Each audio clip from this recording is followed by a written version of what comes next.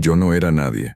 Un don nadie con sueños grandes y la cartera vacía, como casi todos los que nacemos en pueblos olvidados por el gobierno, por los ricos y hasta por Dios. Me llamo Raúl, tengo 38 años, y si me estás escuchando es porque quiero que alguien más sepa la verdad antes de que esto termine.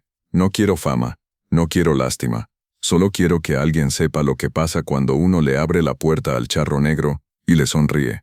No me da pena decir que vengo de abajo, crecí en un rancho de Oaxaca donde el mezcal se hace con las manos, con el sudor de la frente y con el conocimiento que te heredan los muertos. Mi abuelo y mi padre lo hacían para venderlo en botellas sin etiqueta, de casa en casa. Yo crecí con el olor del maguey cocido y el vapor del alambique pegado al cuerpo. Desde chamaco soñaba con que algún día ese mezcal, el nuestro, el que hacíamos sin químicos sin rebajar el de verdad, estuviera en los mejores bares del país. Quería levantar una marca, algo que llevara nuestro nombre, algo que saliera del pueblo y llegara lejos. Y sí, en un momento pensé que lo había logrado. Levanté mi marca con puro trabajo y chingándole duro todos los días. La bauticé con el apodo de mi abuelo, Don Rosendo. Era un homenaje no solo a él, sino a todo lo que habíamos vivido. Empecé vendiendo en los tianguis, luego a turistas, después a restauranteros y chefs locales. Me aceptaron en un festival de destilados en la ciudad de Oaxaca, y ahí fue donde todo pareció despegar. La gente se enamoró del sabor, de la historia detrás de la botella. Hasta ganamos un premio regional. En ese momento sentí que por fin la vida estaba haciendo justicia. Pero no duró mucho. Los problemas empezaron con envidias, malas jugadas y una serie de obstáculos que no parecían normales. Uno de mis distribuidores más grandes me dejó colgado con un pedido enorme. Cuando le reclamé me dijo que ya tenía un nuevo proveedor más serio, y supe que era el hijo de un político local que recién había lanzado su propia marca de mezcal. Lo peor fue que este cabrón se adueñó de mi nombre, de mis contactos y hasta de mi eslogan. Me empezaron a rechazar en ferias, en concursos, en eventos donde antes me abrían las puertas. Me hicieron auditorías, me clausuraron el horno por supuestas irregularidades y hasta me inventaron denuncias. En cuestión de 3 meses estaba en la ruina. Perdí el préstamo que me dio el banco, los proveedores me amenazaban con demandas, mis empleados se fueron porque no podía pagarles y hasta mi esposa me dejó. Me dijo que no podía criar a los niños viendo cómo me destruía a mí mismo día tras día. Me quedé solo con la fábrica vacía, las deudas encima y un dolor en el pecho que no se quitaba ni con mezcal. Dormía entre las barricas con el frío metiéndose por los huesos, escuchando los alacranes en el techo de lámina y los perros ladrar en la lejanía. Me pasaba las noches bebiendo lo poco que quedaba, hablando solo, preguntándome en qué momento todo se fue al carajo. Hasta que una noche él apareció. Yo ya no distinguía bien si estaba despierto o borracho, pero lo vi, sentado sobre el burro viejo que ya no servía ni para cargar leña, bajo el mezquite seco que teníamos al fondo del terreno. Llevaba un sombrero ancho, un traje de charro negro con detalles brillantes que parecían moverse con la sombra, y un cigarro encendido que no se consumía. No vi su rostro, siempre estaba cubierto por la sombra del sombrero, pero podía sentir su mirada. No me dio miedo al principio, sentí como si lo conociera de antes, como si lo hubiera visto en un sueño de esos que uno olvida al despertar. ¿Quieres que tu mezcal se conozca en todo México, hijo?, me dijo con voz grave como si viniera desde adentro de la tierra. Me reí. Pensé que era una alucinación, un efecto del mezcal, del cansancio, del hambre. Pero él no desapareció. Se bajó del burro, caminó hacia mí sin hacer ruido, y se detuvo a menos de 1 metro de mi cara. Ahí supe que no era un sueño. Podía oler el azufre en el aire. Podía sentir cómo la temperatura bajaba. ¿Qué quieres de mí?, le pregunté sintiéndome idiota. Nada que no estés dispuesto a dar, me contestó. Solo tu nombre. No entendía a qué se refería. Me dijo que si firmaba abriría el camino, que yo seguiría trabajando, que nadie me regalaría nada, pero que él pondría las piezas en su lugar, que mi mezcal sería deseado, buscado, vendido, que volvería a tener familia, prestigio, futuro. Pero a cambio, todo lo que salga de ti, llevará algo más, algo tuyo, algo que no recuperarás. No me pidió sangre ni me entregó un papel como en las películas. Me tendió una libreta vieja con hojas amarillentas y una pluma. Solo tenía que escribir mi nombre. Así lo hice, no por valentía ni por maldad. Lo hice porque ya no tenía nada. Y cuando uno no tiene nada, hasta el diablo parece buena compañía. Me desmayé después de eso, o eso creo. Al despertar, ya era de día. El burro no estaba, tampoco el charro, ni la libreta. Pensé que lo había soñado todo, pero al revisar mi celular tenía más de 20 mensajes. 2 distribuidores querían hablar conmigo. Un chef famoso había subido una historia con una de mis botellas. Una tienda gourmet de la Ciudad de México pedía un envío urgente. Todo cambió en un instante. No quise pensar en lo que había hecho. Me convencí de que solo fue una casualidad, que la suerte había vuelto. En cuestión de semanas, mi mezcal estaba en todos lados. Me volvieron a invitar a los festivales. Las revistas me nombraban el emprendedor que revivió el mezcal tradicional. Mi exesposa volvió con los niños, llorando pidiéndome perdón. No la rechacé. Quería a mi familia de vuelta. Empecé a construir una casa en el mismo terreno donde todo empezó. Y mientras más crecía, más quería. Pero fue entonces cuando las cosas comenzaron a cambiar. El primero fue un cliente de Guadalajara. Compró varias cajas y publicó fotos en sus redes. 2 días después apareció muerto en su departamento. Decían que había caído por las escaleras, pero su cuerpo estaba lleno de rasguños como si algo lo hubiera arrastrado. No le di importancia. El segundo fue uno de mis distribuidores. Se mató en su coche contra un poste en plena carretera. Me llamó la atención que dentro del coche había una botella de mi mezcal abierta como si hubiera estado bebiendo. Empecé a tener una sensación rara, como si cada botella llevara algo más. Luego pasó algo que no puedo olvidar. En una feria de destilados en Puebla, un catador francés probó mi mezcal y empezó a convulsionarse. Se desmayó. Al despertar gritaba que había visto a alguien parado detrás de mí, que tenía ojos rojos y que le había dicho algo en una lengua que no entendía. Ahí fue cuando empecé a notar que, cada vez que vendía una botella soñaba con alguien muriendo. Al principio eran sueños cortos, vagabundos desconocidos. Luego fueron niños, mujeres, gente llorando, gente quemándose. Y entonces aparecía él, el charro. No decía nada, solo me miraba desde la sombra, como si estuviera esperando algo. Y lo peor fue lo que encontré en una de las barricas. Era un animal. O por lo menos, eso fue lo que pensé al principio. Estaba dentro de una de las barricas viejas que habíamos dejado de usar porque el mezcal ahí salía con un sabor raro, demasiado amargo como si estuviera contaminado. Una de esas barricas la había sellado yo mismo meses antes. Nadie la había abierto desde entonces. Pero una madrugada después de otro de esos sueños donde el charro me observaba desde el fondo de un pozo ardiente, escuché golpes. Golpes secos como si alguien o algo se moviera dentro. Pensé que era un mapache o una víbora. Tomé un machete y me acerqué. Abrí la tapa y el hedor fue insoportable. Pero lo que vi ahí adentro me paralizó. Era un cuerpo humano, o lo que quedaba de uno. Medio descompuesto con el rostro desgarrado como si se hubiera estado rascando a sí mismo desde dentro. Tenía los ojos abiertos secos, con una expresión de puro terror. No lo reconocí de inmediato, pero después, cuando vi las noticias entendí. Era el cliente de Guadalajara, el mismo que apareció muerto en su departamento. ¿Cómo carajos había terminado ahí? Llamé a la policía, claro, pero cuando llegaron, la barrica estaba vacía. Ni rastro de nada, ni olor, ni manchas, nada. Me vieron con cara de loco. Uno hasta me preguntó si estaba tomando mis propios productos. Ahí fue cuando empecé a dudar de mí.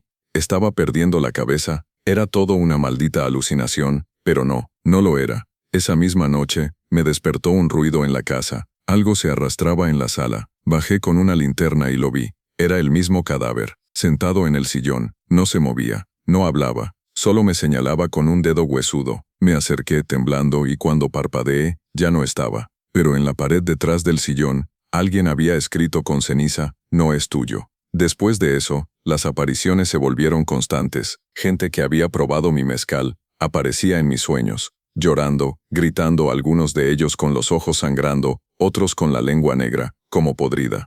Una mujer se me trepó encima en un sueño, me mordió la oreja y me susurró, "Tú lo abriste, tú nos trajiste". Desperté con sangre en la almohada, y sin oreja. Fui al hospital y me dijeron que me la había mordido un perro, pero yo no tengo perros. Comencé a perder el control de todo. Empecé a escuchar voces en la fábrica, incluso cuando no había nadie. Las barricas se abrían solas.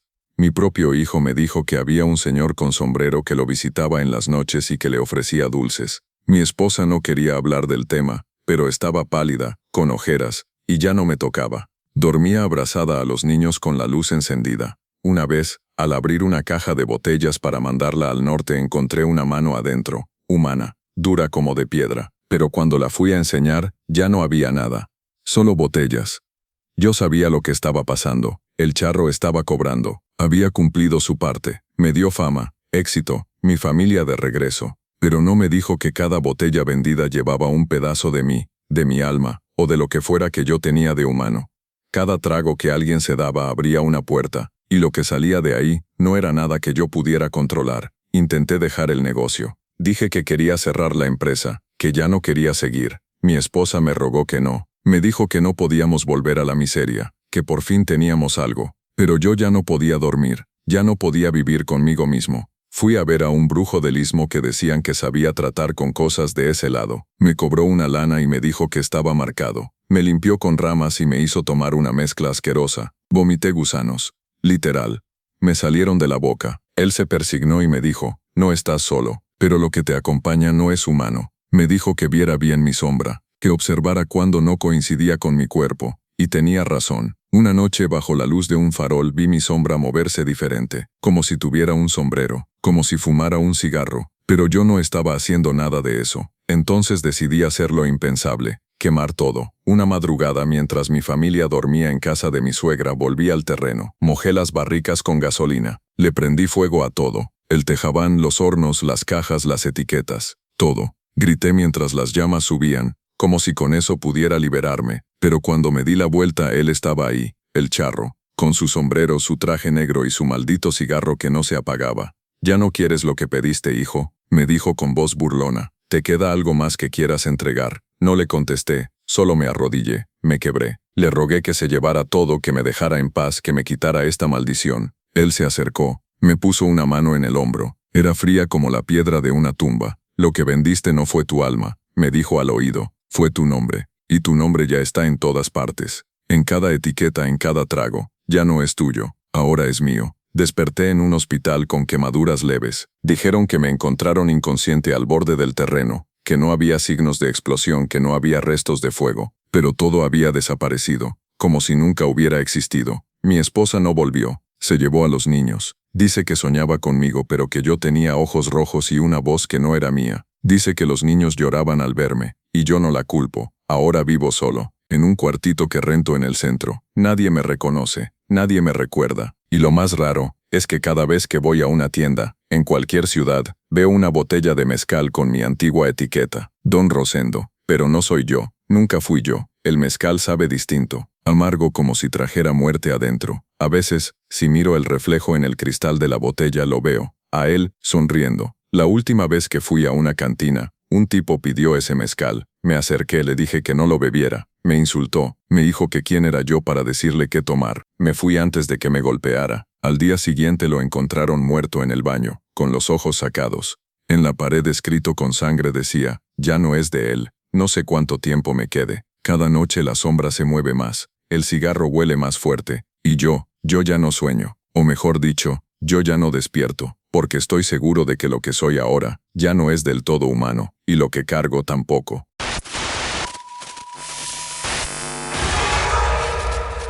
Dicen que cuando uno es niño, la realidad y la fantasía se mezclan tan fácil que a veces te cuesta distinguir si algo pasó de verdad o si solo lo soñaste. Pero yo sé muy bien lo que vi, lo que toqué y lo que perdí. Me llamo Elías. Tengo 30 años. Vivo solo en un departamento al sur de la Ciudad de México y trabajo como técnico de redes. Tengo una vida más o menos normal. Salgo a trabajar, regreso, caliento algo en el microondas, veo series, a veces salgo a caminar, pero todas las noches, antes de dormir, hago lo mismo. Me siento frente al espejo del baño, apago la luz y cuento hasta 11, siempre hasta 11, y siempre en silencio, porque si lo digo en voz alta, lo vuelvo a ver.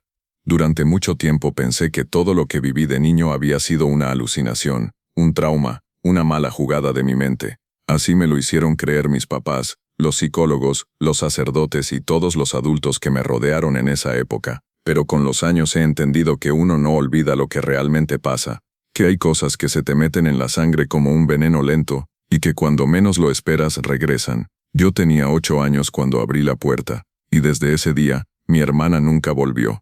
Esto ocurrió en un pueblo de Hidalgo, donde vivíamos en una casa de adobe cerca del panteón. Mis papás trabajaban todo el día, mi mamá en el mercado y mi papá en la albañilería. Así que yo me quedaba con mi hermana Ana, que tenía apenas 6 años. Éramos inseparables, jugábamos en el patio, inventábamos historias con figuras de papel, y lo que más nos gustaba era explorar. El pueblo estaba lleno de callejones raros, casas abandonadas y rincones donde se sentía algo raro en el aire. Pero había un lugar al que siempre nos prohibieron acercarnos, un callejón sin salida detrás del panteón, donde decían que se oían voces en la noche, y donde una vez encontraron a un niño colgado de un árbol seco. Yo no creía en esas cosas, Ana tampoco, éramos niños, y la curiosidad puede más que el miedo. Una tarde, mientras jugábamos a buscar tesoros, seguimos a un gato negro que se metió justo por ese callejón. Ana me tomó de la mano, pero no dijo nada, solo caminó detrás de él. La seguí, claro. El callejón olía raro, como a tierra mojada y a copal, aunque no había nadie cerca. Al fondo había una barda vieja con una puertita de madera podrida, como de 2 metros de alto clavada en medio del muro. No era una puerta normal, no tenía cerradura ni manija, solo una especie de relieve en forma de espiral tallado en el centro. El gato se quedó sentado frente a la puerta, mirándonos. Y en ese momento alguien habló. La voz no venía del gato, ni de Ana, ni de mí. Era una voz grave, profunda que parecía rebotar en las paredes de mi cráneo. Dijo: ábrela, muchacho, solo tú puedes hacerlo. Sentí que me quedaba sin aire. Ana me apretó la mano. Me dijo: no la abras, Elías, vámonos. Pero yo no podía moverme, me sentía jalado, hipnotizado. Era como si algo dentro de mí supiera qué hacer. Acerqué la mano al relieve espiral, y cuando lo toqué la puerta crujió. No se abrió de golpe, se abrió despacio, y del otro lado no había luz, solo oscuridad, una oscuridad densa, pesada, con un olor como a quemado y a flores marchitas. Algo se movía adentro, algo que no tenía forma, pero que respiraba. Yo quería soltarme, correr, llorar, pero me quedé ahí, congelado. Ana gritó, me jaló del brazo, y entonces la puerta se abrió por completo, y algo la agarró. No sé cómo describirlo. Era como una sombra, pero con garras, como humo sólido que se enredó en su cuello y la arrastró adentro. Ana gritó, me llamó por mi nombre, pero no pude hacer nada. Vi su carita desaparecer en la oscuridad, y luego la puerta se cerró de golpe. Me desmayé. Me encontraron horas después, tirado en el callejón, con los ojos abiertos y la boca llena de tierra. No hablaba, no respondía. Dijeron que fue un ataque nervioso. Ana nunca apareció. Dijeron que tal vez se cayó a un pozo, que se perdió en el monte, que alguien se la llevó. Me interrogaron 1000 veces. Me preguntaban qué había pasado. Yo decía la verdad. La puerta se la tragó, pero nadie me creyó. Mi mamá se volvió loca. Mi papá se volvió alcohólico. A mí me mandaron con un tío a la ciudad, y desde entonces viví lejos del pueblo. Intenté olvidar. De verdad lo intenté, pero la puerta me seguía en sueños. Siempre la misma escena, la espiral, el humo, la mano de Ana desapareciendo. Pasaron los años y dejé de hablar del tema. Fingí que era solo una pesadilla, hasta que, hace un par de meses, empecé a verla. Otra vez, la espiral. Empezó como un garabato que aparecía en mi libreta de trabajo. Luego lo vi en una servilleta, en el espejo del baño, en una app de esas que generan imágenes aleatorias. Incluso una vez lo vi tatuado en la nuca de un tipo que iba delante de mí en el metro. Y entonces, empecé a escuchar la voz otra vez. Ábrela, muchacho. Me hablaba cuando estaba solo, en la regadera, en la cocina, a veces mientras dormía. Era la misma voz. No estaba loco. Lo sé porque lo sentía en el estómago, en los dientes, en el corazón. Y lo peor es que empecé a sentir que Ana estaba cerca. La oía llorar, susurrar mi nombre, pedirme que la ayudara, y eso me partía en 1000 pedazos. Yo había seguido con mi vida, pero ella seguía allá, atrapada. Así que tomé una decisión. Volví al pueblo. Casi nadie me reconoció. La casa estaba abandonada. Mis papás ya habían muerto los dos. Ana seguía desaparecida. Fui al panteón. El callejón seguía ahí, más sucio, más cerrado, pero ahí. Y la puerta también. No había cambiado nada. El mismo espiral tallado, el mismo olor a tierra podrida, el mismo silencio que aprieta los oídos. Me quedé parado frente a ella varios minutos. La mano me temblaba, pero lo sentía. Sentía que si tocaba esa puerta de nuevo, algo se iba a abrir, y que esta vez no iba a ser tan fácil regresar. Pero también sabía que no podía dejar a Ana allá, no otra vez. Entonces vi al charro. Estaba del otro lado del callejón, apoyado contra una barda, con los brazos cruzados y el sombrero bajo. No lo escuché llegar, no lo vi caminar, simplemente estaba ahí. Fumaba algo que no era cigarro. Tenía un olor como a madera húmeda mezclada con pólvora. Me miró, o al menos sentí que lo hacía. Y luego habló. ¿Estás seguro de lo que vas a hacer? Yo no sabía qué decir, solo asentí. No todas las puertas se abren para salir, dijo él. Algunas solo dejan entrar. Se acercó, y por primera vez vi sus ojos.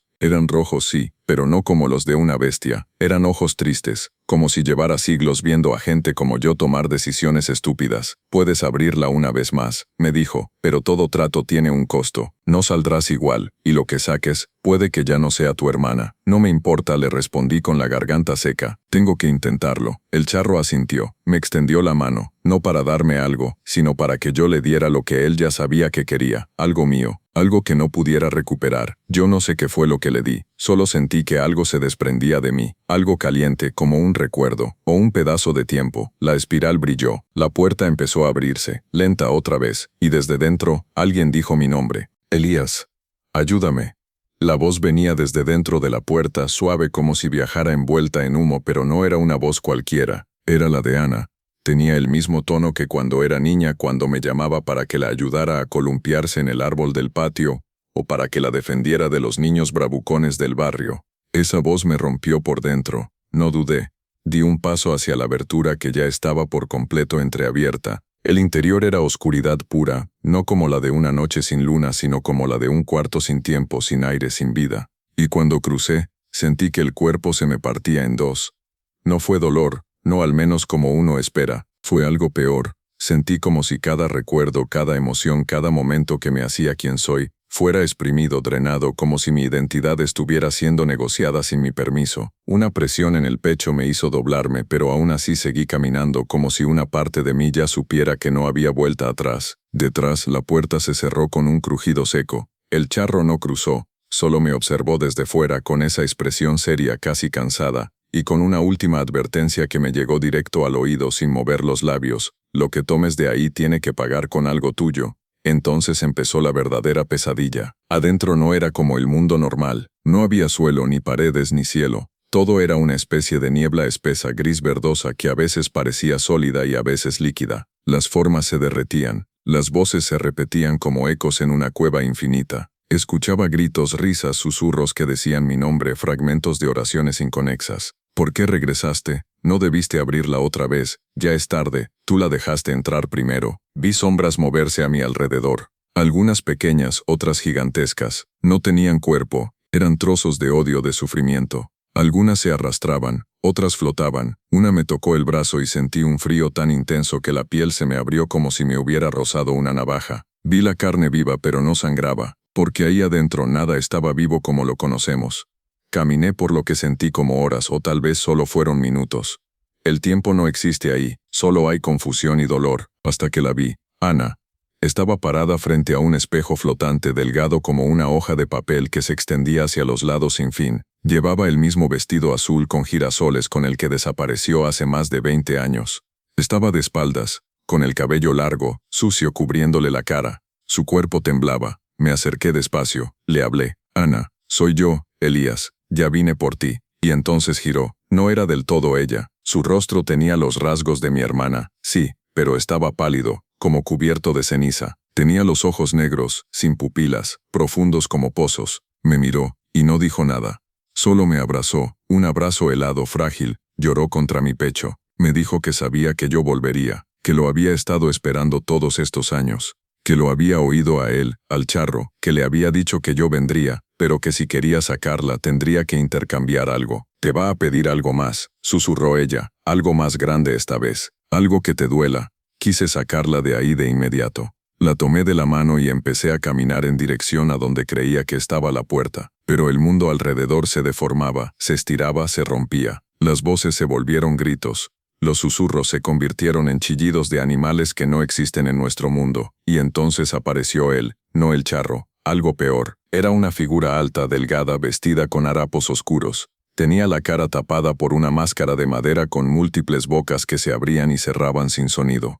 Su cuerpo parecía hecho de raíces secas y ramas que crujían con cada movimiento. Nos bloqueó el paso. Extendió una mano y apuntó a Ana. Ella pertenece aquí, dijo con voz de muchos. No puede salir sin dejar algo atrás. Intenté hablar, rogarle, decirle que era injusto, que solo era una niña cuando entró, pero él no escuchaba, o tal vez no le importaba. Entonces la voz del charro apareció en mi cabeza. Te dije que todo trato tiene un precio. Si quieres llevarla, alguien tiene que quedarse. Sentí un vacío en el pecho. Entendí lo que querían. No querían dinero, no querían sangre. Querían presencia, un alma, una vida. Y no era como en las películas donde el héroe se sacrifica y se muere. No, quedarse ahí era peor que morir. Era desaparecer lentamente, volverte nada. Y lo peor es que lo sabía desde antes de cruzar. Lo supe, pero no me importó. Le dije a Ana que corriera, que buscara la espiral, que la tocaría cuando la viera, que la puerta se abriría desde fuera. Me negaba a dejarla ahí otra vez. Pero ella no quería, gritaba, lloraba, me jalaba, me suplicaba que saliéramos juntos. Yo no podía, me giré hacia la criatura de raíces. Le dije que sí, que yo me quedaba, pero entonces Ana me empujó con fuerza. Nunca pensé que tuviera esa fuerza. Me lanzó contra el vacío, directo hacia la espiral, que ahora brillaba con una luz opaca como carbón encendido. Ella corrió en la dirección contraria. Yo grité, intenté detenerme. Pero la espiral me tragó. Desperté en el callejón de rodillas con la cara contra la tierra húmeda. Estaba solo, la puerta cerrada. Corrí al pueblo, pregunté por Ana. Nadie sabía nada. Fui a la policía, volví a revisar los archivos. Nada, como si nunca hubiera salido. Pero una semana después, me llegó una carta, sin remitente. Solo una hoja blanca con un dibujo infantil. 2 niños jugando frente a un árbol con columpio. Y abajo escrito con lápiz: gracias, hermano. Pero no era mi momento todavía. Algún día sí será. Desde entonces, tengo sueños donde ella está sentada frente al espejo infinito. Ya no se ve igual. Cada vez su cara tiene menos rasgos, como si se estuviera borrando. Pero siempre me mira. A veces sonríe, a veces llora. Y el charro siempre está ahí, al fondo, con su maldito cigarro que nunca se apaga. Sé que volverá a pedirme algo. Sé que ese trato no terminó. Porque esa puerta no se cierra para siempre. Solo espera.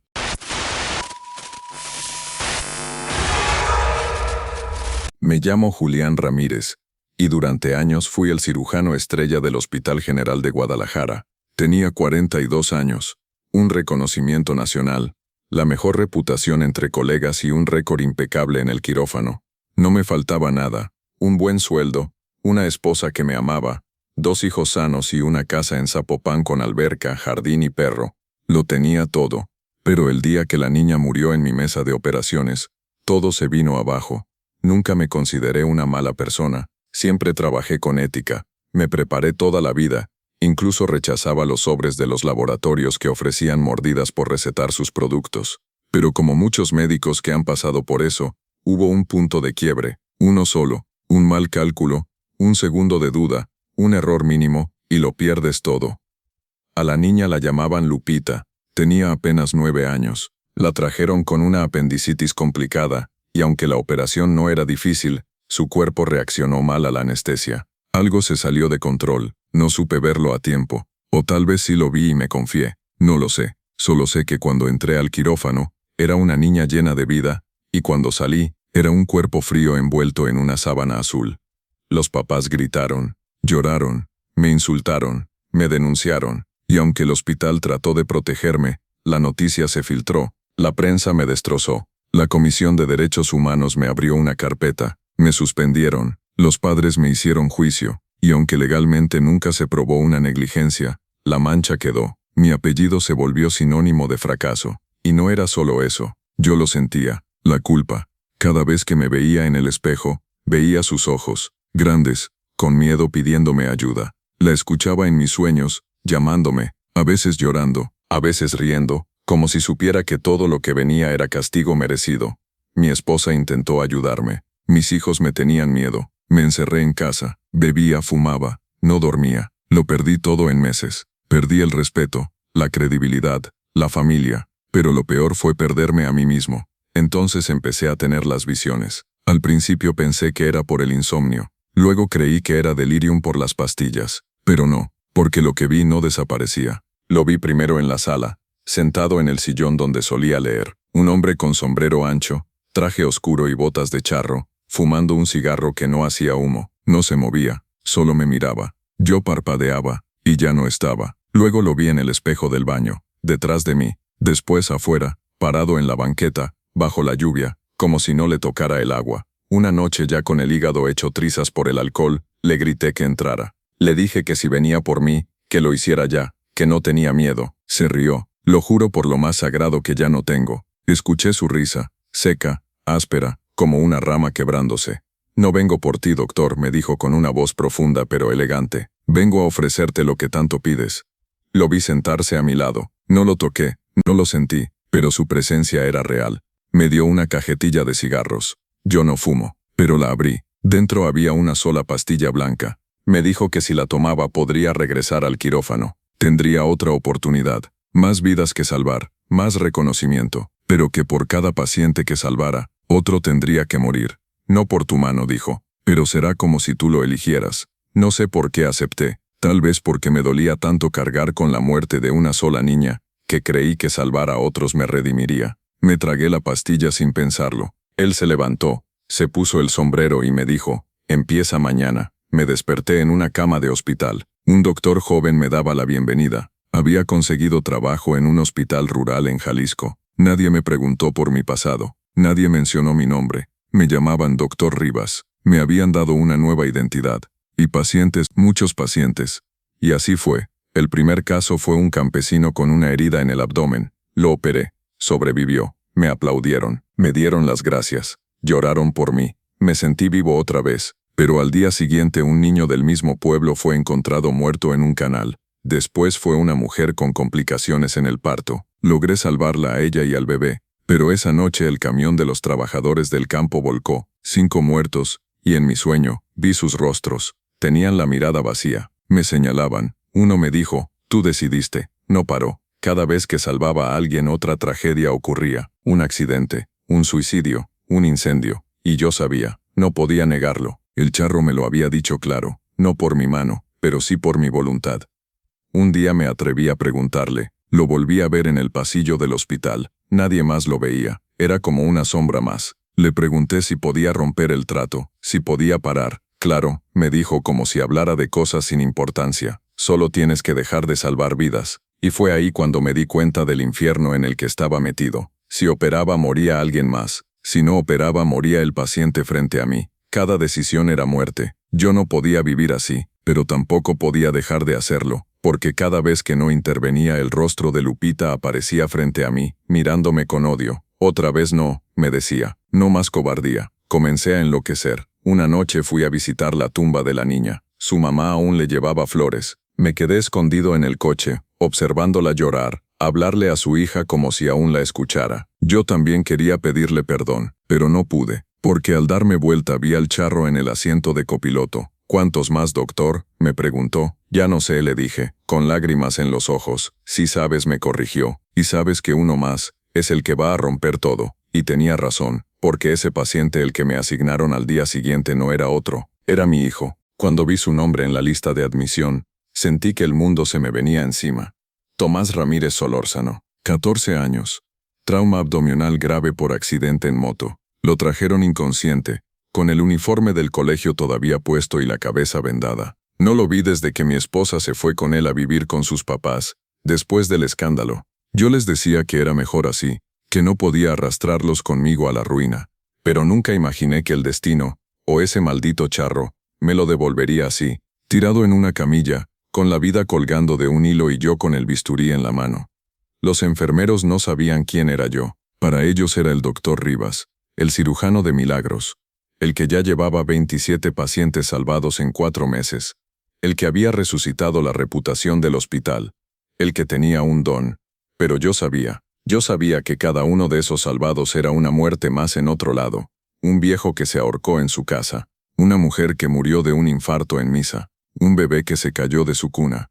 Todas esas muertes, las soñaba, las vivía como si las hubiera provocado, porque de cierta forma sí lo había hecho.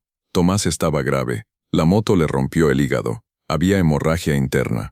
La operación era delicada pero podía hacerse. Tenía que decidir. Si lo operaba, alguien moriría. No sabía quién, no sabía cómo, pero pasaría. Siempre pasaba. Si no lo operaba, él moriría. Tal vez sin sufrir. Tal vez ni siquiera se daría cuenta. Me quedé solo con él en el quirófano después de preparar todo. Lo miré. Ya tenía la cara de hombre pero seguía siendo mi niño. Pensé en todas las veces que lo cargué cuando era bebé, cuando le enseñé a andar en bicicleta, cuando me abrazaba después de sus partidos de fútbol, y entonces lo vi, el charro negro, parado en la esquina de la sala, entre las sombras. No habló, solo me miraba, pero en su mirada había algo diferente. No era burla, no era amenaza, era expectativa, como si él tampoco supiera qué iba a decidir. como si esto fuera un punto de quiebre incluso para él. Y en ese momento, entendí algo que me destruyó por dentro. Todo este tiempo, el trato no había sido sobre salvar vidas. Había sido sobre enseñarme que ninguna vida está libre de consecuencias, que en un mundo donde todo está conectado, salvar a alguien es condenar a otro, y que tarde o temprano, el costo se vuelve personal. Cerré los ojos.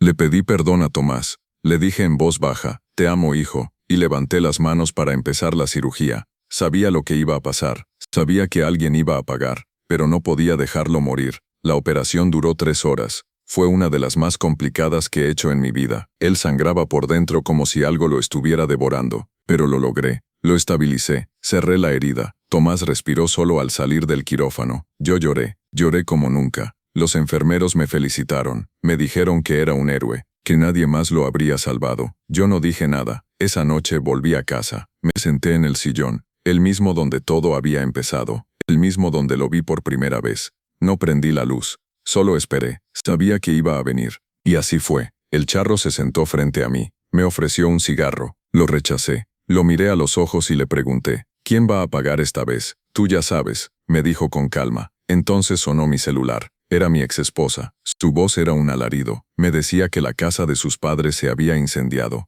que no sabían cómo, que fue de pronto, que no pudieron salir, que solo ella sobrevivió porque fue a comprar medicinas para Tomás, que no quedaba nada. 4 personas, muertas, quemadas vivas. Me quedé en silencio. El charro se levantó, caminó hacia la puerta, pero antes de salir, se detuvo. «Aún puedes parar», dijo sin mirarme, «pero ya sabes el precio. La muerte siempre cobra. La única decisión que tienes es a quién se lo vas a cobrar tú». Y se fue. Desde entonces Tomás sigue vivo. Se recupera bien. Me habla. Me pregunta por qué desaparecí todos estos años. No tengo respuestas. Solo le digo que lo quiero. Mi exesposa ya no puede verme sin llorar. No me culpa directamente, pero sé que lo sospecha, que en algún rincón de su alma siente que yo tuve algo que ver. Sigo operando. No puedo parar, porque ahora cada vez que no salvo a alguien, veo a Lupita, la niña, en mi habitación, en los pasillos del hospital, en los espejos, a veces con el rostro abierto, a veces sin ojos, siempre susurrando, «No seas cobarde otra vez, doctor».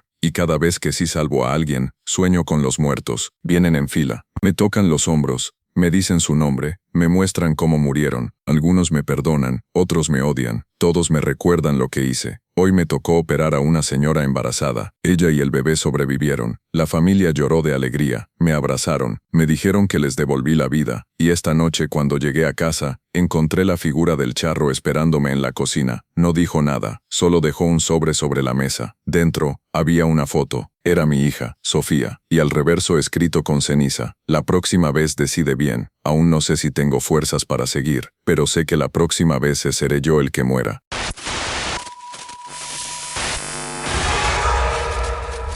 Yo no creo en milagros, tampoco en el diablo. Creía en la ley, en el orden, en que la justicia se alcanza a base de huevos y determinación. Fui policía estatal por 27 años en Veracruz. Patrullé zonas calientes. Me metí a operativos contra narcos, enfrenté balaceras, vi cadáveres abiertos como animales de rastro, y aún así, nada, absolutamente nada de todo eso, me había preparado para lo que estoy a punto de contar. Me llamo Esteban Juárez. Ya estoy retirado, tengo 52 años, y lo único que me queda de aquel hombre fuerte y terco que fui, es este cuerpo que apenas y responde, lleno de cicatrices, y unos ojos que ya no quiero ni abrir al despertar, porque cada vez que veo a alguien a los ojos, descubro algo que no debería saber, y no es una metáfora, es literal. Desde hace 6 años, si mantengo la mirada en los ojos de cualquier persona por más de unos segundos, veo lo peor de ellos. Lo que hicieron, lo que ocultan, lo que niegan hasta en sus pensamientos. Veo escenas, a veces tan rápidas que ni tiempo tengo de procesarlas, pero otras duran lo suficiente como para quedárseme tatuadas en la mente. Veo a violadores besando a sus esposas, a asesinos abrazando a sus hijos, a ladrones comulgando los domingos, a monstruos escondidos en cuerpos normales, y no hay nada que pueda hacer al respecto, porque lo peor de todo es que nadie me cree. Y yo ya no tengo pruebas, solo las imágenes en mi cabeza,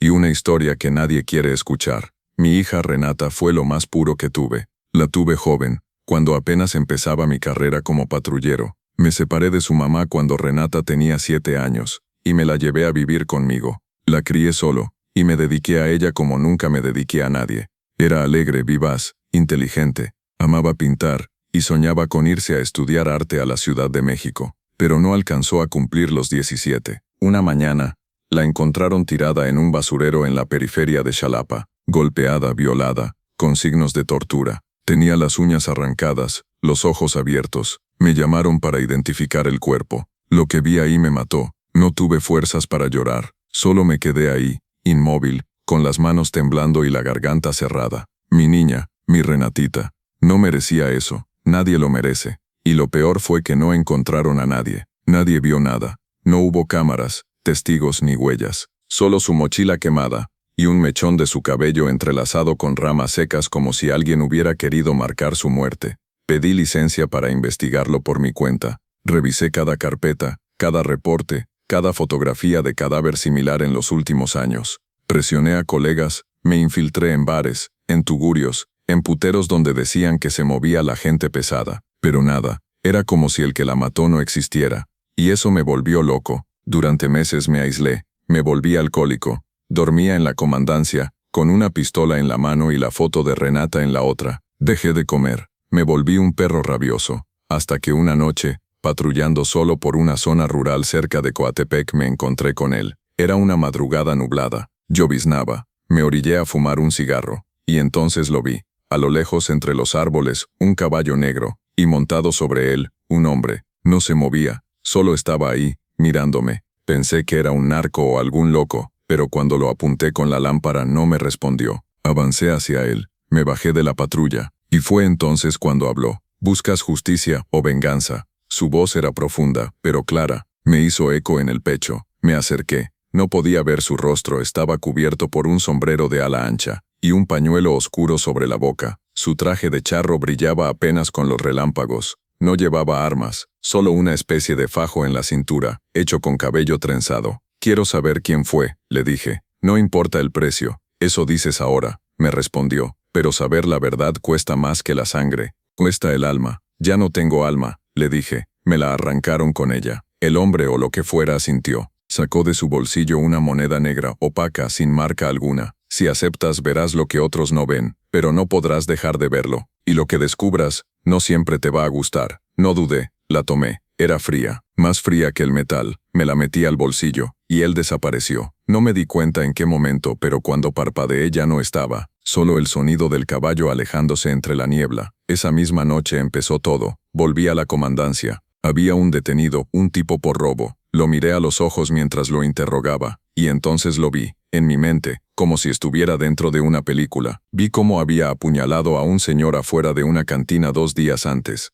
Vi cómo pateaba el cuerpo, cómo reía. Me quedé en shock. Le dije a mi compañero que revisara las cámaras de la zona. Coincidía. Todo, hasta la ropa. El tipo confesó después, sin saber cómo lo descubrimos. Pensé que era una señal, que había hecho lo correcto, que por fin tenía un poder para hacer justicia, pero me equivoqué. No todos los que veía eran culpables de delitos recientes. Algunos llevaban cosas más oscuras. Vi a una madre de familia matar a su bebé recién nacido, a un sacerdote abusar de niños durante años, a un político quemar cuerpos, y cuando intentaba denunciarlos, nadie me creía, nadie me seguía el juego, todos me miraban como a un loco. Poco a poco me fui quedando solo, cada mirada era una maldición. Empecé a evitar a la gente, a bajar la cabeza, porque ya no podía ver una cara sin descubrir lo peor, hasta que una noche vi algo que no esperaba, algo que me paralizó. Vi a uno de mis compañeros, Rodrigo, amigo mío desde hace años. Habíamos compartido comidas, patrullajes, hasta nos fuimos de vacaciones con nuestras familias. Lo miré por accidente, solo unos segundos, y ahí estaba, lo vi.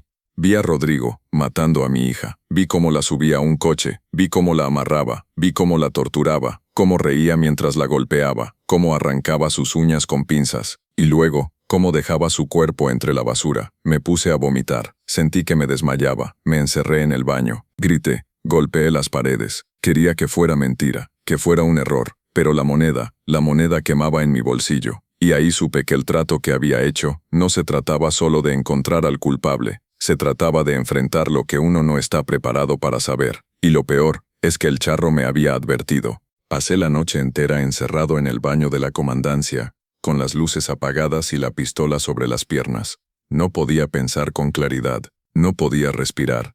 Cada vez que cerraba los ojos veía la escena de nuevo.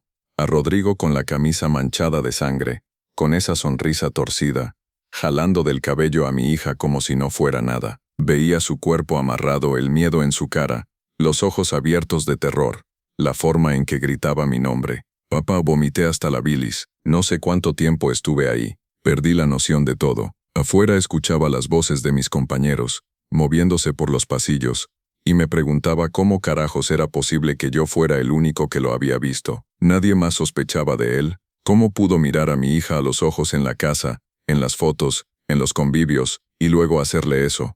Cuando por fin salí del baño, Rodrigo ya no estaba. Había terminado su turno. Se había ido como si nada. Me dieron ganas de ir a su casa y meterle una bala entre ceja y ceja, sin decir palabra. Pero algo dentro de mí, no sé si fue miedo o algo más oscuro, me detuvo. No iba a actuar sin estar seguro. Quería pruebas, algo tangible. No bastaba con lo que había visto en su mirada. Necesitaba atraparlo con las manos sucias, así que empecé a seguirlo. Lo vigilé durante semanas, fuera de su casa, de la comandancia, de los lugares donde solía ir. Todo parecía normal, demasiado normal, demasiado limpio. Rodrigo era el tipo que todos querían tener como compañero. Carismático, buen tirador, respetuoso. Hasta tenía fotos de Renata en su Facebook. Escribió un post largo cuando murió diciendo que era como una sobrina para él, y yo con la rabia tragándome por dentro. Una noche lo vi salir solo, ya tarde, hacia un camino rural por la sierra. Lo seguí en mi carro sin prender luces. Él no se percató, se detuvo en una cabaña alejada, al borde de un arroyo, una que, según recordé, alguna vez habíamos usado como punto de vigilancia en operativos, pero estaba abandonada desde hace años. Lo vi entrar con una linterna. Esperé un rato, luego bajé con cuidado, con la pistola en la mano y el corazón reventándome las costillas. Entré en silencio por la parte trasera, y lo primero que olí fue el puto olor, ese hedor rancio entre sangre seca y podrido, que ya había aprendido a reconocer en escenas del crimen. El lugar estaba cubierto de trapos sucios, bolsas negras, y en el centro había un altar, uno raro. No era de Santa Muerte ni de San Judas ni de nada común. Era un altar hecho con uñas humanas. Me temblaron las piernas, y ahí, en una caja de madera clavada con clavos oxidados, encontré lo que me rompió por dentro, un listón rosa, una pulsera tejida que yo mismo le había hecho a Renata cuando cumplió 13 años, y un mechón de su cabello. Rodrigo había guardado todo, como trofeos. No me acuerdo de cómo salí, ni cómo llegué a casa, solo sé que esa noche soñé con el charro. Estaba montado en su caballo negro, en medio del salón de mi casa, como si hubiera entrado sin abrir puertas ni romper ventanas. Me miraba con la cara oculta, pero esta vez su voz sonó diferente. No burlona, no autoritaria, sonó humana. Ya sabes la verdad, Esteban, pero saber no es lo mismo que actuar.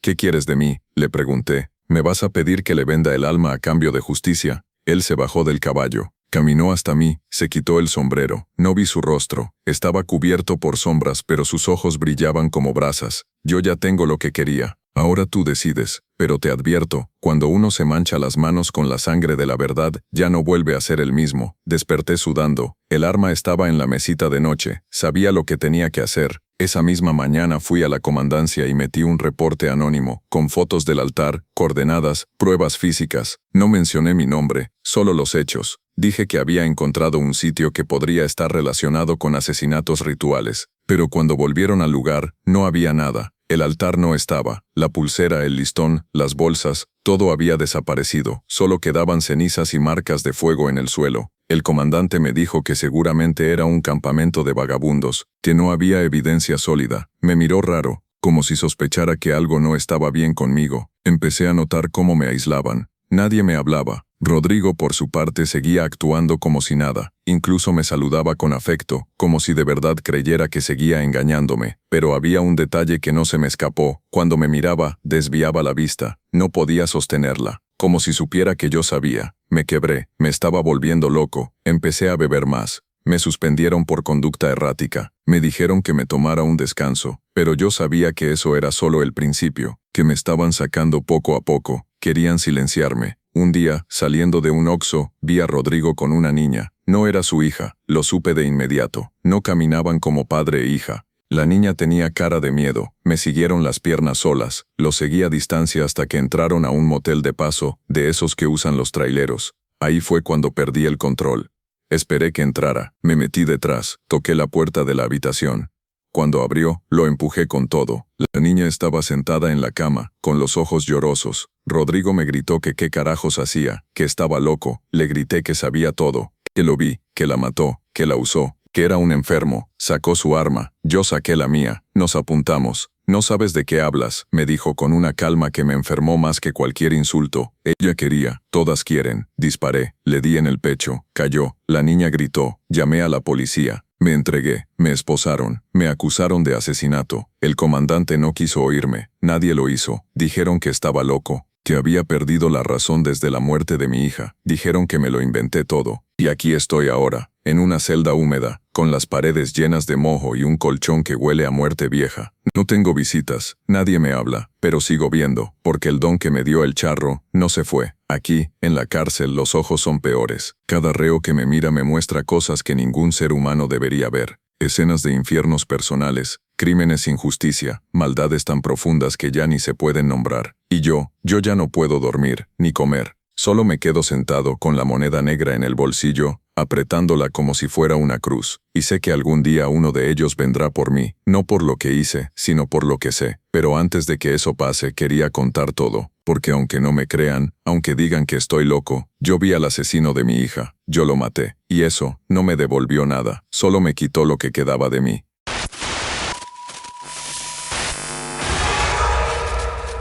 No sé si este video va a durar mucho antes de que alguien lo borre, no sé si alguien lo va a ver completo, y la neta tampoco me importa. Lo que quiero es dejar esto dicho, que quede grabado en algún rincón del internet para que cuando pase lo que va a pasar, alguien sepa que yo no nací siendo un asesino, que me convirtieron, que todo comenzó con una sola pregunta: ¿qué estás dispuesto a perder por ganar? Me llamo Germán Díaz.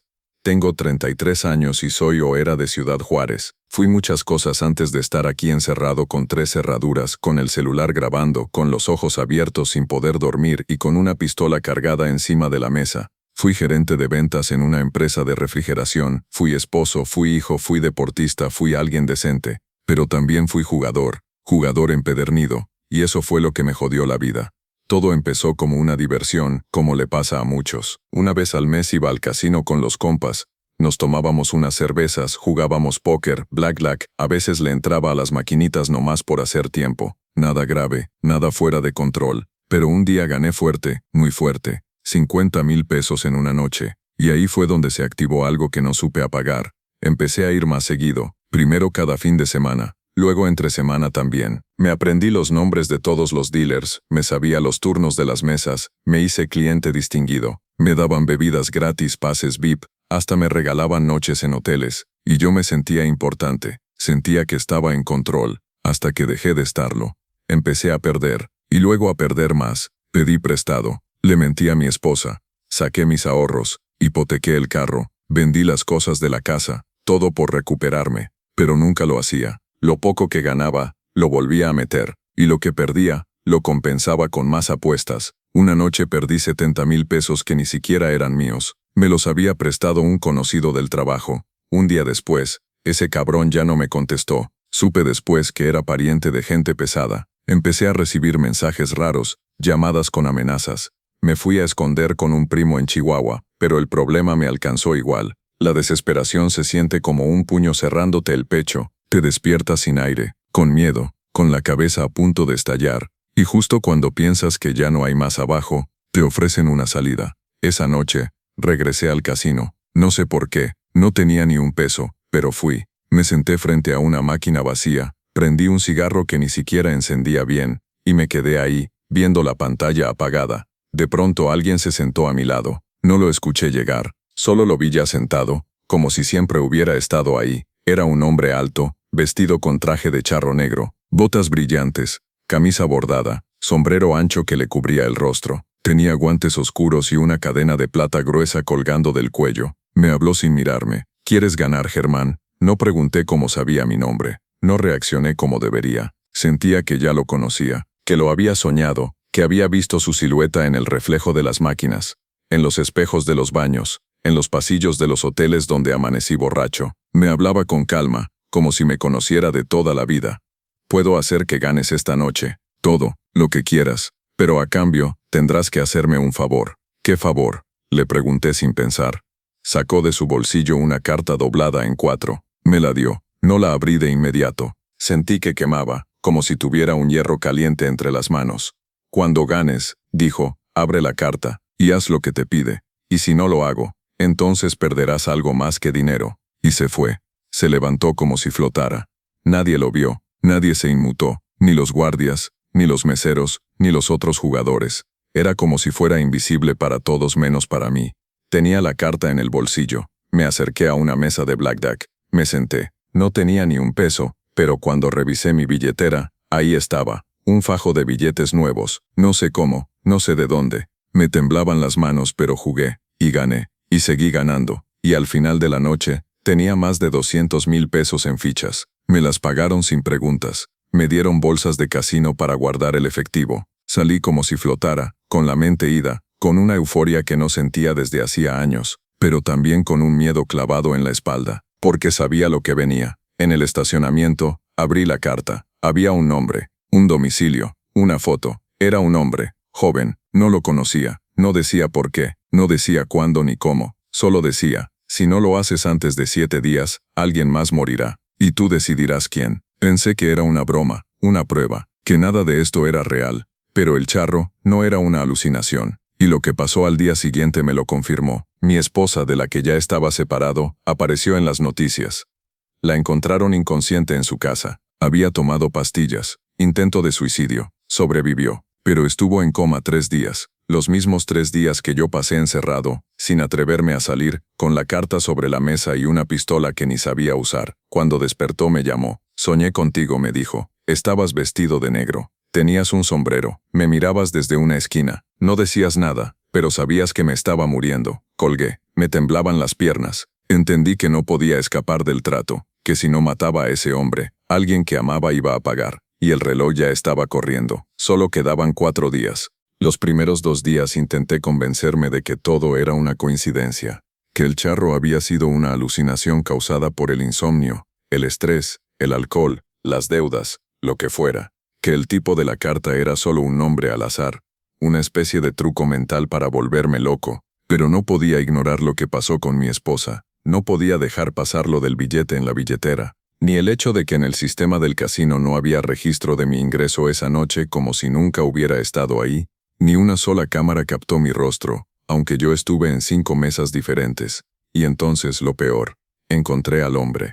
El nombre en la carta era Emilio Saucedo, un tipo cualquiera, un contador de 28 años. Vivía en una unidad habitacional cerca del centro. Lo busqué en redes sociales, encontré su perfil, sus fotos, su familia. Nada extraño, nada criminal. Tenía novia, iba al gimnasio, compartía frases motivacionales. Era normal, demasiado. Por eso me costaba tanto entenderlo. Porque él, ¿qué carajos había hecho para estar en esa carta?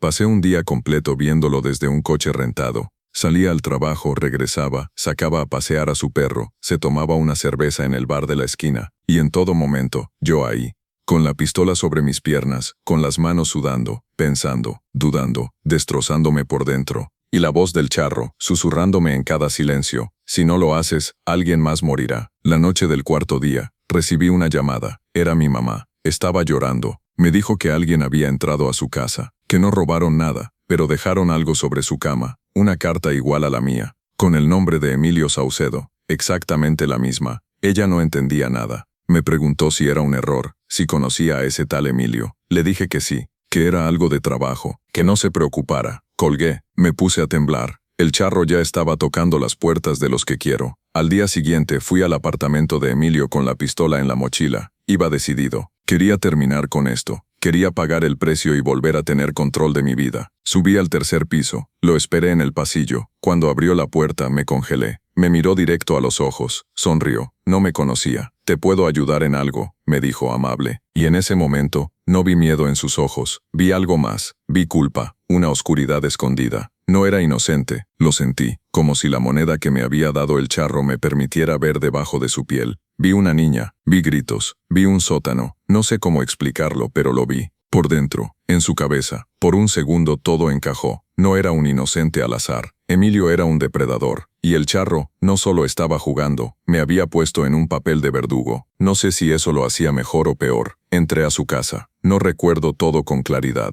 Me ofreció una cerveza. Me preguntó si necesitaba dinero. Le dije que era del casino, que había un problema con una ficha. Nos sentamos. La televisión estaba prendida, y yo con la mano temblando saqué la pistola. No tienes que hacer esto, me dijo con una calma aterradora, y ahí supe que él sí sabía, que conocía el trato, que tal vez él también lo había hecho antes, que tal vez él también había recibido una carta con un nombre, que tal vez ya había matado antes para salvarse, tal vez muchas veces. Apreté el gatillo, una vez, luego otra, silencio. Emilio cayó al suelo con los ojos abiertos. No se defendió, no gritó, solo cayó, como si lo hubiera estado esperando. Me fui caminando, dejé la puerta entreabierta. Nadie me vio, nadie me detuvo. Esa noche dormí por primera vez en meses. Al día siguiente volví al casino, solo por curiosidad, o por locura, no sé. Me senté en la misma máquina vacía, encendí un cigarro, y entonces lo vi de nuevo, el charro, parado junto a mí, sonriendo. Cumpliste, me dijo. ¿Quieres seguir ganando? Negué con la cabeza. Ya no quiero nada, le respondí. Él se inclinó. Me puso una mano en el hombro. La sentí helada. Es que ya no se trata de lo que quieres, susurró. Se trata de lo que abriste. Me dejó una carta más.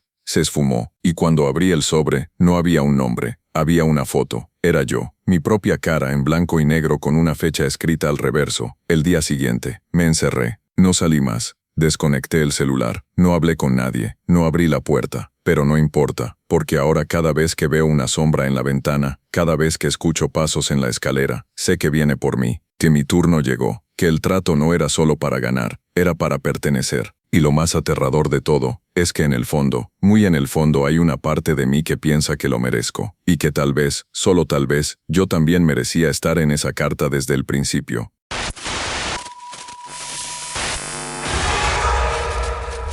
Mi nombre ya no importa. Mis apellidos dejaron de pesar hace tiempo. Aquí donde estoy, enterrado bajo tierra en una cueva maldita de la sierra sinaloense, solo me queda la voz para contar lo que fui y lo que me convertí. Si estás escuchando esto, es porque alguien encontró la grabadora que dejé encendida.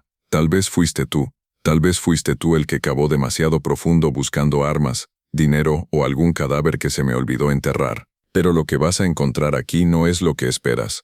No soy un capo, no soy un mito. Soy un prisionero, vivo, maldito, eternamente despierto. Hace 30 años yo era uno de los grandes. Empecé en lo más bajo como mula, luego como sicario, y con el tiempo levanté mi propio grupo. Para los 20 ya mandaba gente, para los 25 ya tenía territorio, para los 30 estaba sentado a la mesa con los peces gordos, negociando rutas, cargamentos completos de cristal que salían de Durango hacia Estados Unidos. Tenía casas, mujeres, carros, todo. Lo que uno cree que es poder. Pero lo que nadie dice es que el poder verdadero no se ve. No tiene rostro. No tiene nombre en los periódicos. El verdadero poder es el que no se puede tocar. Y yo, como todos los que creen que son invencibles, me equivoqué. Porque pensé que podía ser eterno sin pagar el precio. Todo empezó en el 2000. Había una limpia en el cártel. Unos del gobierno nos querían tronar. Y la DEA ya tenía nombres, ubicaciones, hasta fotos de nuestras familias. Cayeron 3 de mis socios en la misma semana, uno en un operativo en Mazatlán, otro lo agarraron en Jalisco, y el tercero se voló la cabeza antes de que lo sacaran esposado. Yo era el siguiente, ya lo sabía, tenía las maletas listas para huir a Guatemala, tenía identidades falsas, dinero, contactos, pero esa misma noche antes de irme, se me apareció él. Yo estaba solo en mi rancho en la sierra, nadie llegaba ahí sin aviso. Pero cuando salí al patio a revisar los carros, ahí estaba, montado en un caballo negro, alto, con la piel como hecha de sombra. Y él, el jinete, traía un traje de charro que parecía tejido con oscuridad. No pude verle la cara, solo los ojos, 2 brasas encendidas bajo el ala del sombrero. Me apuntó con un dedo enguantado y me habló como si me conociera de toda la vida. ¿Ya te cansaste de correr, muchacho? Saqué mi pistola por reflejo, pero ni siquiera la levanté. Sentí que el aire se me atoraba en el pecho. Me quedé mudo. El caballo resopló echando humo por las narices. Y él siguió hablando. Yo puedo darte lo que quieres. Que no te encuentren. Que no te atrapen. Que no te maten. ¿Y qué quieres a cambio? Le pregunté apenas con la voz. Él se bajó del caballo. Caminó hacia mí con paso firme. Cada vez que pisaba la tierra se ennegrecía. No quiero nada, dijo. Solo que lo recuerdes cuando llegue el momento. ¿Qué momento? El último. Yo no sabía si estaba soñando, si era una alucinación, si me habían metido algo en la bebida. Pero algo dentro de mí, algo más allá del miedo, me decía que eso era real, que ese cabrón no era humano, que estaba ahí por una razón, y como todo animal acorralado dije que sí, que aceptaba. Él me extendió una cadena pesada negra que parecía estar hecha de eslabones viejos con símbolos que no reconocí. Me dijo que la llevara siempre, que mientras la tuviera nadie podría tocarme, que ni balas, ni cuchillos, ni esposas me alcanzarían. Y así fue. Al día siguiente cayó un operativo en el rancho. Helicópteros marinos, patrullas, entraron a disparar a lo loco. Yo estaba en medio del patio en camiseta, sin chaleco, con la cadena en la mano. No me pasó nada. Los soldados me vieron y siguieron derecho, como si no me vieran, como si fuera un fantasma. Desde ahí supe que había hecho un trato con algo que no era de este mundo. Pasaron los años. Me volví una leyenda. El fantasma del norte, me decían. Porque nunca aparecía en fotos, nunca dejaba huellas, nunca me atrapaban. Gente que intentaba matarme moría en accidentes raros. Helicópteros que me buscaban caían. Informantes desaparecían. Nadie podía tocarme. Nadie. Pero empecé a notar cosas raras. La cadena pesaba más cada día. No físicamente. Pero cuando la tenía puesta sentía que los pensamientos se me hacían más lentos. Que la piel me dolía. Que tenía sueños en los que estaba encerrado en una cueva, solo, sin comida, sin tiempo. Una voz me hablaba, siempre la misma. El momento se acerca. Intenté quitarme la cadena. No pude. Intenté tirarla al fuego. No se quemaba. Intenté dársela a otro. Nadie podía tocarla. Una vez la escondí. Al día siguiente apareció colgada en mi cuello mientras dormía. Y entonces empecé a notar otra cosa. Mis hombres envejecían. Mis enemigos se morían. Los jefes de otros cárteles caían, pero yo no. Ni una cana, ni una arruga. Pasaban los años y yo seguía igual. Y eso, que al principio fue motivo de orgullo, se convirtió en una condena. Mi familia empezó a morir. Mi madre se fue. Mis hermanas, mis hijos, uno por uno, los enterré a todos. Yo seguía ahí, siempre fuerte, siempre joven, pero cada vez más solo, más vacío. Y el charro volvía de vez en cuando. Lo veía entre los árboles, en las fogatas, parado al borde del barranco, siempre en silencio, solo observando, como esperando algo, hasta que una noche decidí acabar con todo. Le dije a mis hombres que ya no quería seguir, que me iba a retirar,